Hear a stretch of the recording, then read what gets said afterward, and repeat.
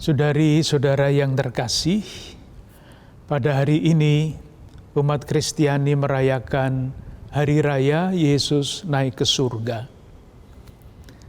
Di balik perayaan iman ini, pasti ada pemikiran teologi. Pasti ada pemikiran-pemikiran eksegetis, kitab suci. Tetapi tidak pada tempatnya kita semua masuk di dalam bidang-bidang itu, karena untuk itu diperlukan latar belakang yang memadai dan waktunya pendek.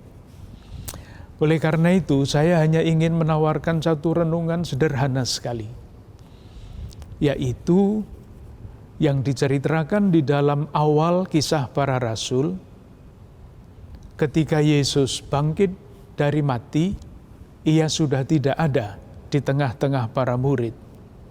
Tetapi di situ dikatakan bahwa selama 40 hari, berulang kali Ia menampakkan diri kepada para murid dan mengajarkan kepada mereka tentang kerajaan Allah. Ada beberapa hal yang bisa kita renungkan. Yang pertama, mengapa 40 hari? Ini tentu angka simbolik, bukan soal waktu menurut tanggalan. 40 adalah angka yang sempurna, angka yang utuh. Artinya, kalau Yesus berulang kali menampakkan diri selama 40 hari dan mengajar tentang kerajaan Allah, yang dimaksudkan adalah pengajaran tentang kerajaan Allah itu sempurna, selesai. Itu yang pertama.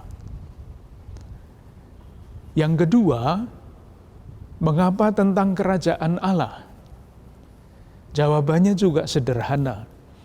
Ketika Yesus hidup di tengah-tengah masyarakat Yahudi pada zamannya, yang Ia wartakan adalah kerajaan Allah. Dan ini suatu pilihan yang sangat mendasar.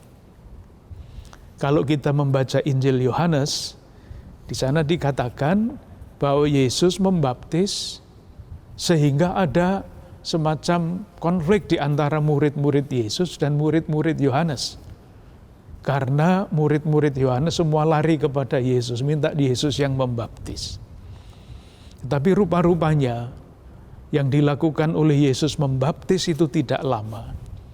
Karena kemudian Ia mengambil keputusan untuk mewartakan kerajaan Allah. Intinya adalah pembaharuan hidup keagamaan. Dirasakan pada waktu itu bahwa hidup keagamaan itu menindas, tidak memerdekakan. Aturan-aturan adat istiadat yang dibuat oleh manusia disamakan dengan perintah Allah. Sehingga hanya sedikit orang yang sungguh-sungguh bisa melaksanakan itu, dan ternyata yang melaksanakan itu pun tidak dimerdekakan dari beban-beban adat istiadat itu. Apalagi orang-orang sederhana merasa ditindas oleh agama. Nah, di dalam kenyataan seperti itulah Yesus mewartakan kerajaan Allah, membawa pembaharuan untuk kehidupan keagamaan. Salah satu rumusannya adalah yang ku kehendaki bukan persembahan tetapi belas kasih. Itu salah satu kata kuncinya. Nah, ketika Yesus sudah tidak ada di dunia ini, pewartaan tentang kerajaan Allah itu harus terus dilanjutkan. Nah, siapa yang melanjutkan? Untuk itulah Yesus yang bangkit mengutus para murid. Tetapi sebelum diutus, sebelum bergerak menjalankan perutusan itu harus disiapkan. Persiapannya yang pertama adalah diajar tentang kerajaan Allah itu. Sehingga yang nanti mereka wartakan itu bukan diri mereka sendiri, bukan cita-cita mereka sendiri, bukan gagasan-gagasan mereka sendiri, tetapi sungguh kerajaan Allah sebagaimana diwartakan oleh Yesus. Tetapi hanya pengetahuan tentang kerajaan Allah saja tidak cukup. Yang kedua adalah mereka akan diberi karunia Roh Kudus yang memungkinkan mereka menjalankan perutusan itu dengan tekun, dengan setia, dengan segala macam risikonya. Maka kenaikan Tuhan akan disusul dengan pesta Pentakosta 10 hari kemudian. Pada waktu itu para rasul siap diutus. Saudari-saudaraku yang terkasih, kalau kita melihat, membaca kisah para rasul, bagaimana perutusan itu mereka jalankan, sungguh sangat menarik. Karena mereka sudah siap diutus dan menjalankan perutusan itu dengan total. Bahkan ketika mereka dibawa ke pengadilan, dilarang untuk berbicara, dikatakan di sana mereka bergembira karena boleh menderita atas nama Tuhan. Kenapa bisa begitu? Karena bekalnya lengkap, pengetahuan tentang kerajaan Allah dan Roh Kudus yang dianugerahkan kepada mereka sebagai penghibur, sebagai penolong, sebagai kekuatan, menghangatkan hati mereka.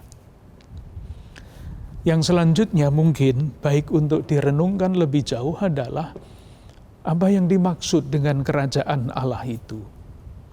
Kerajaan Allah tidak ada kaitannya dengan kekuasaan duniawi, tidak ada.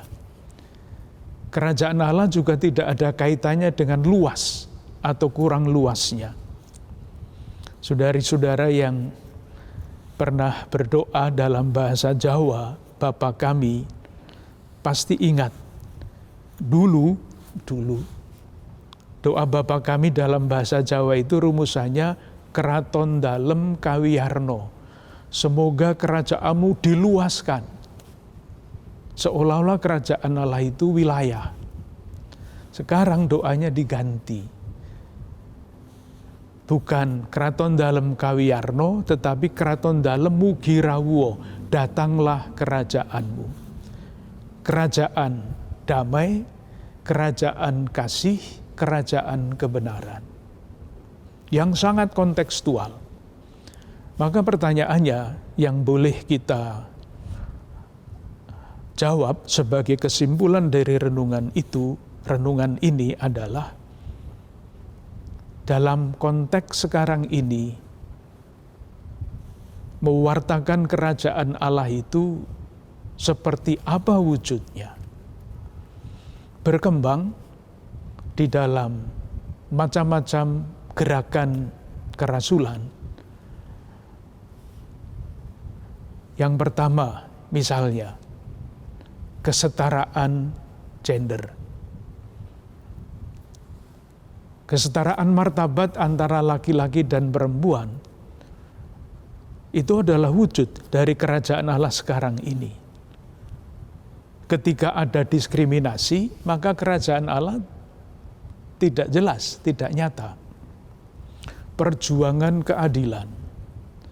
Selalu dikatakan bahwa kesenjangan antara yang kaya dan yang miskin itu semakin meluas. Artinya kerajaan Allah belum menjadi sangat nyata di dalam keadaan seperti itu.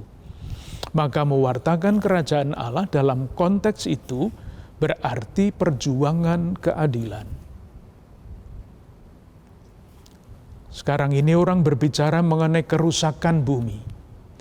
Ketika bumi tidak lagi seperti dimaksudkan ketika diciptakan, semua baik adanya, kerajaan Allah tidak nyata.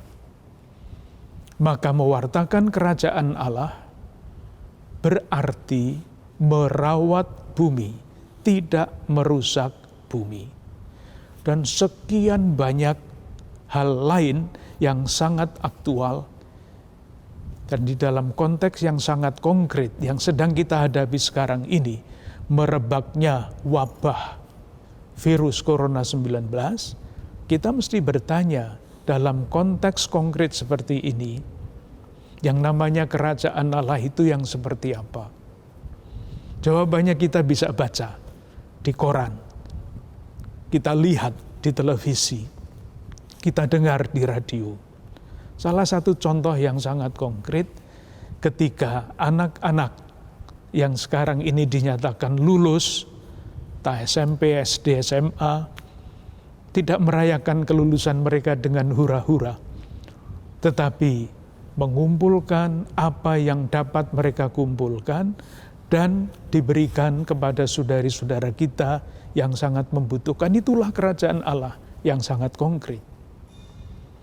Ketika saudari-saudara kita di tempat-tempat yang jauh, susah untuk mendapatkan masker atau apa, saudari-saudara kita di sini dengan sangat cepat mengumpulkan semua yang bisa dikumpulkan dan menanggapi keperluan-keperluan saudari-saudara kita di tempat yang jauh. Itu artinya kerajaan Allah menjadi semakin nyata. Oleh karena itu, saudari-saudaraku yang terkasih, merayakan Yesus naik ke surga itu tidak merayakan dogma, tidak merayakan ajaran, tetapi merayakan hidup. Bahwa hidup kita semestinya harus menjadi pewartaan kerajaan Allah dalam arti yang sekonkret-konkretnya seperti itu.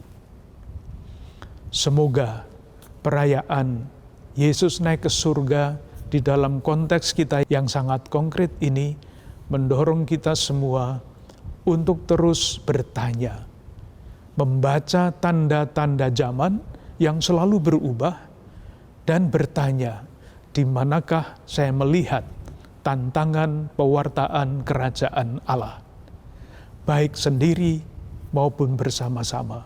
Kalau demikian, saya yakin iman kita akan menjadi iman yang hidup, tidak sekedar tahu tentang ajaran ini, tentang ajaran itu, tetapi iman kita akan berbuah pada rasa tanggung jawab mewartakan, menghadirkan kerajaan Allah itu. Semoga Tuhan memberkati kita semua, keluarga-keluarga dan komunitas kita.